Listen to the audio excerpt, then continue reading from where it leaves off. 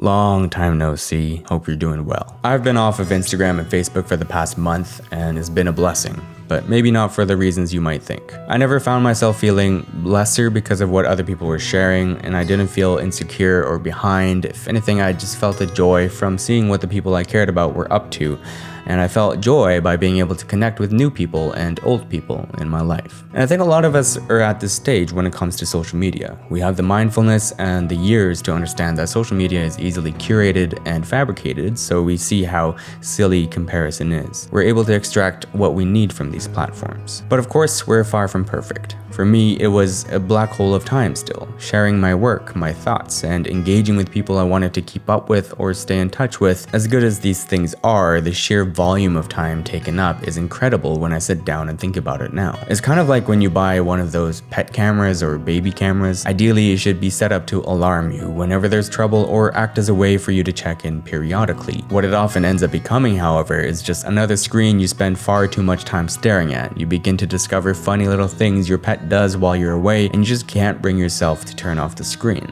Likewise, with social media, there's simply so many stories and posts to look at. There are too many people you want to keep up to date with. I had 4 Zoom calls catching up with people this week, and those 4 interactions, as great as they were, already have taken up a chunk of my week, my time, and my energy. Those are just 4 interactions. Add in all the other things you have to do in a week, and you can see that you run out of time quickly. When we're on social media, how many people are we interacting with? How many people's mundane tasks and daily routines are we learning about? And how many eventful days are we learning about? This isn't even taking into account global news, trends and issues, or marketing-infused posts. If we try to engage in small talk with that many people in a week, what would our days look like? Sure, social media has compressed that into easily consumable pieces, but such consumption is only possible at the expense of our attention spans. And moreover, our headspace still becomes cluttered through such an influx of information. So now, after a month of not engaging on Instagram and Facebook, what have I learned? First, I have a better understanding of who my close contacts are. Who are the people that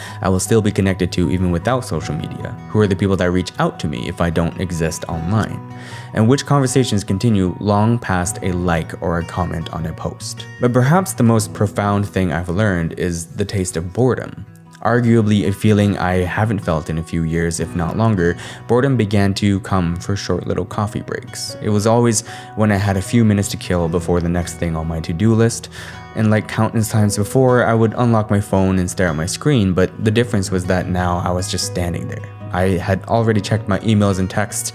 There was nothing more to refresh, nothing to reply to. So what could I do but put down the phone? And each time I did so, I got to enjoy a short little moment with boredom. Now, don't get me wrong, it wasn't productive, it wasn't healing, it wasn't reflective, it was boring. And that's what made it great. Because now it's gone. As I'm thrown into this lifestyle I've become so accustomed to and feel compelled to live, now I just have this lingering feeling and hope that maybe next year or maybe 5 years from now, I'll be able to say the words again, I'm bored.